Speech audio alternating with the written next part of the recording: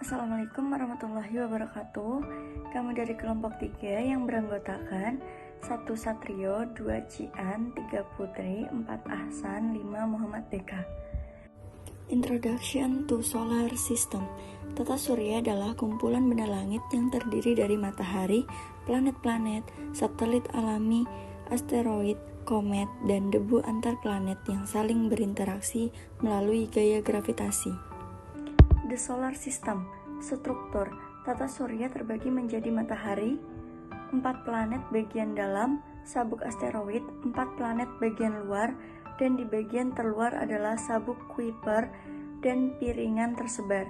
Awan Oort diperkirakan terletak di daerah terjauh yang terletak sekitar 1000 kali di luar bagian yang terluar. Universe Maps of the Sky. Alam semesta sering didefinisikan sebagai satu keseluruhan keberadaan atau segala sesuatu yang ada, segala sesuatu yang telah ada, dan segala sesuatu yang akan ada. Universe, the constellation. Struktur alam semesta merupakan suatu konsep yang mencakup seluruh ruang waktu kontinu yang mengandung energi dan materi. Berdasarkan informasi dari berbagai sumber, struktur alam semesta terdiri dari beberapa tingkatan. 1 objek angkasa, 2 tata surya, 3 galaksi, 4 supergugus, 5 alam semesta. The Universe Theory of Asis.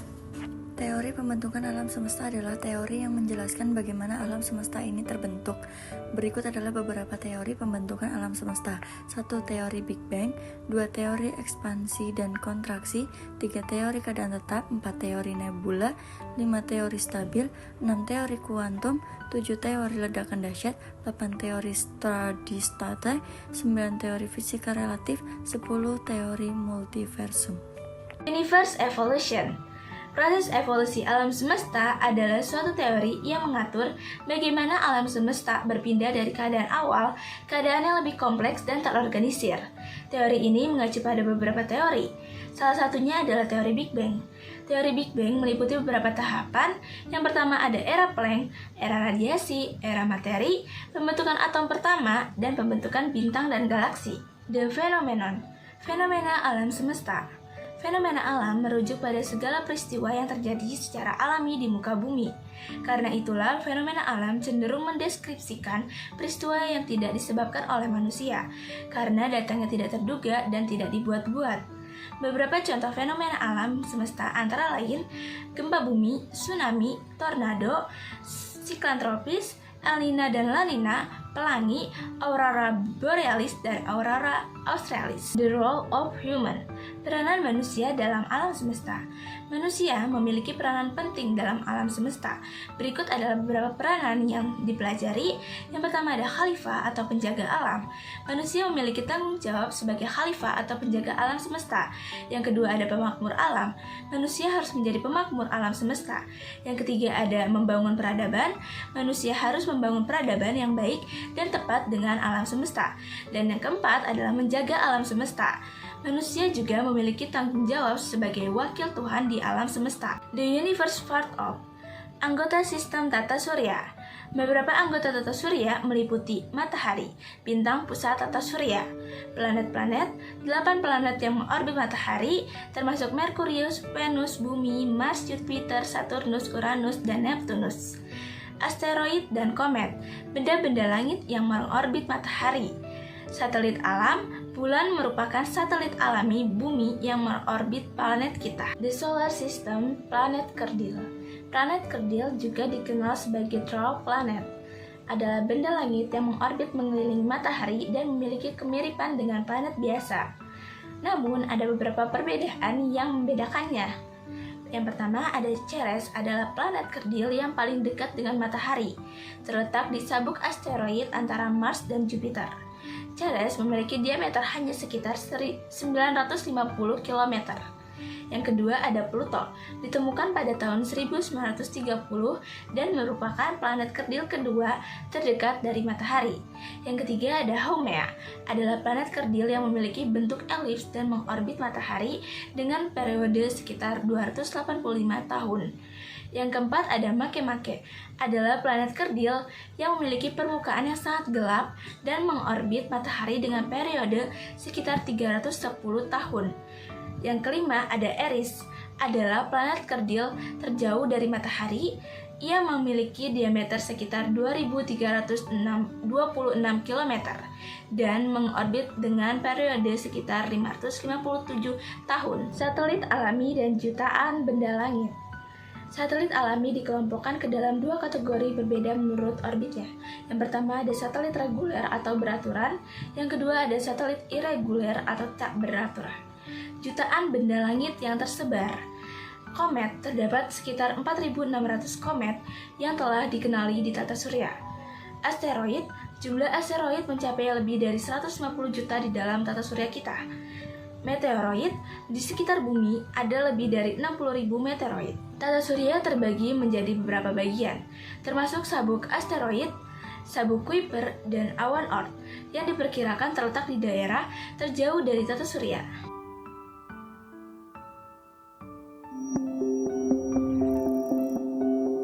A lunar eclipse happens when the Earth blocks some or all of the sun's direct light from reaching the moon. This cosmic event only takes place during a full moon, which happens once every 29.5 days, or the length of one full orbit of the moon around the Earth. So why don't we have an eclipse every month? The moon's orbit is tilted a few degrees in relation to the Earth, so the Earth, Moon, and Sun don't always align. When the Earth does eclipse the Sun, it casts two types of shadows on the Moon. A larger shadow, known as the penumbra, and a smaller, darker shadow, known as the umbra.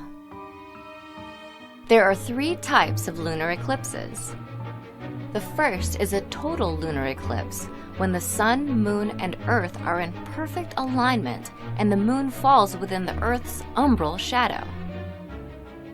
Total lunar eclipses are the most striking of the three types because they turn the Moon a sunset red.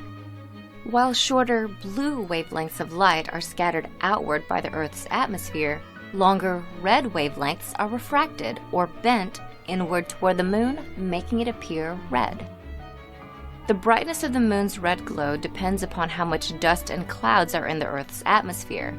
Following volcanic activity, ash can block out enough light to render the Moon a darker red or even near black. A partial lunar eclipse, the second type, occurs when the Earth, Moon, and Sun don't perfectly align, so only part of the Moon passes into Earth's umbra. Earth's shadow appears very dark on the side of the Moon facing Earth. Last, a penumbral lunar eclipse occurs when the Moon passes through Earth's penumbral shadow. The event is so subtle that most people don't even notice. The Moon will appear just slightly darker than normal. Lunar eclipses occur up to 3 times a year and can be observed from the entire nighttime half of the Earth. Unlike during a solar eclipse, it's safe to look at the Moon with the naked eye during a lunar eclipse. It is only because of the distances of the Sun and Moon from the Earth that we are able to witness total lunar eclipses. As the Moon inches away from the Earth each year, one day, billions of years from now, the Moon will be too far away to fall completely within Earth's umbral shadow. Until then, we can occasionally enjoy seeing our own planet's shadow cast upon the largest object in the night sky.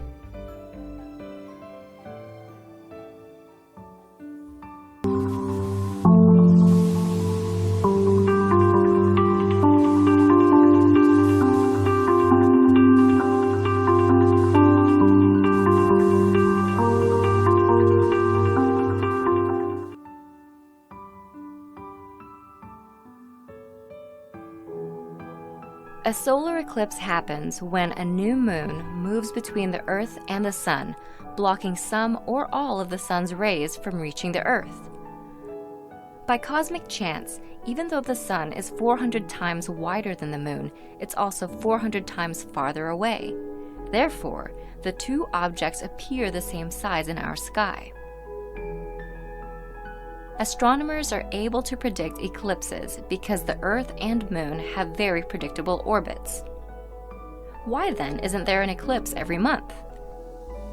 The Moon's orbit is usually tilted a few degrees north or south in relation to the Earth.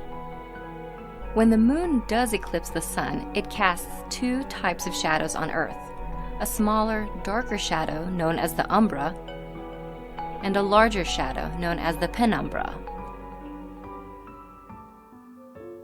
There are 4 types of solar eclipses. The first and most spectacular is a total eclipse, when the Moon completely covers the Sun's surface. A total eclipse can only be seen if you're standing within the umbral shadow. That's why the imaginary line created by this shadow as it races across Earth is known as the path of totality. People within the penumbral shadow see only a partial eclipse, the second type. From this view, outside the path of totality, the Moon passes in front of the Sun off-center, never fully covering its surface. Third, an annular eclipse occurs when the Moon passes directly in front of the Sun. However, unlike a total eclipse, the Moon appears too small to fully cover the Sun. The Moon's orbit is elliptical, so sometimes it's closer to Earth and sometimes it's farther away. Last, a hybrid eclipse is when the Moon's position between the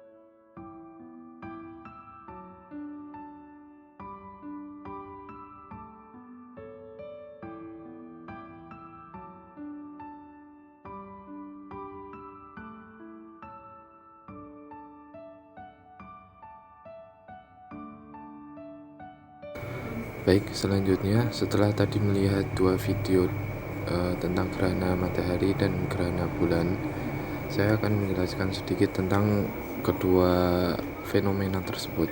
Yang pertama itu adalah gerhana bulan. Jadi gerhana bulan itu adalah fenomena langit di mana bayangan bumi menutupi sebagian atau seluruh permukaan bulan. Ini terjadi ketika matahari, bumi, dan bulan berada dalam satu garis lurus, dengan bumi berada di antara matahari dan bulan, sehingga bumi ini berada di tengah-tengah antara matahari dan bulan. Kemudian yang kedua itu adalah gerhana matahari. Jadi gerhana matahari itu hampir sama dengan gerhana bulan.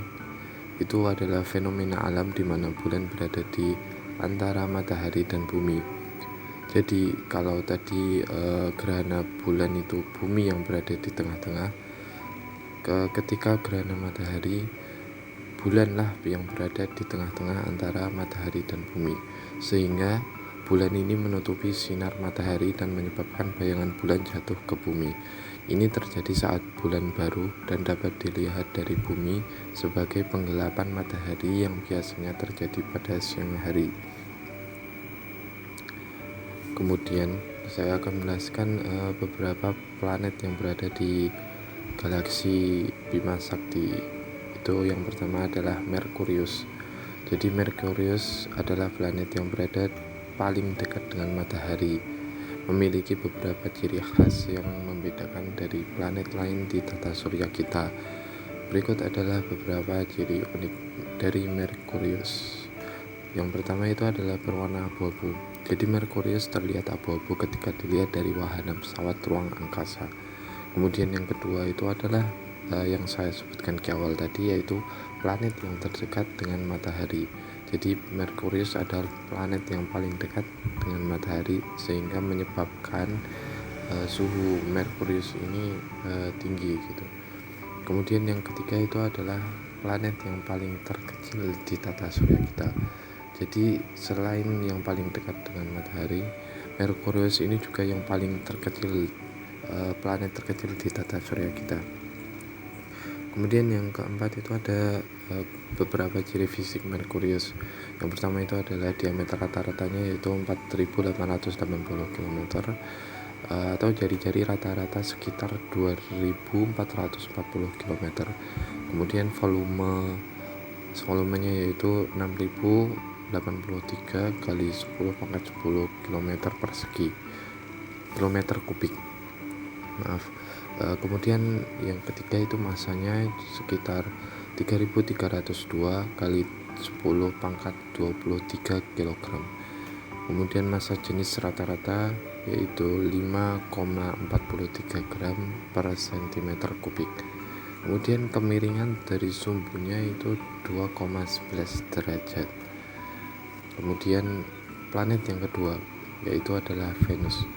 Jadi Venus itu adalah planet yang kedua dari tata surya kita, memiliki beberapa ciri khas. Itu yang pertama adalah atmosfer yang sangat tebal. Jadi Venus ini memiliki atmosfer yang sangat padat.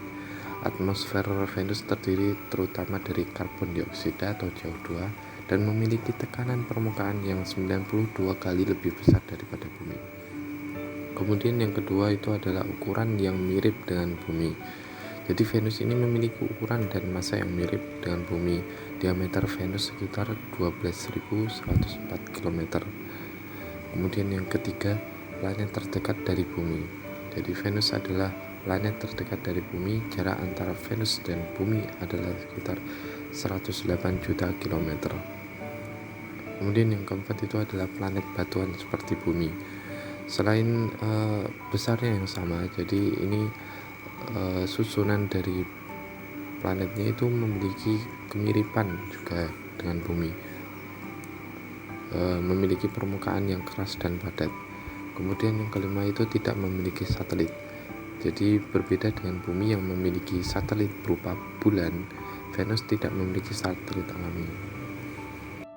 Yang membedakannya dari planet-planet lain di tata surya. Mari kita jelajahi karakteristik bumi. Yang pertama, warna biru kehijauan. dikenal sebagai planet biru karena sebagian besar permukaannya ditutupi oleh lautan dan lahan hijau. Yang kedua, jarak dari matahari.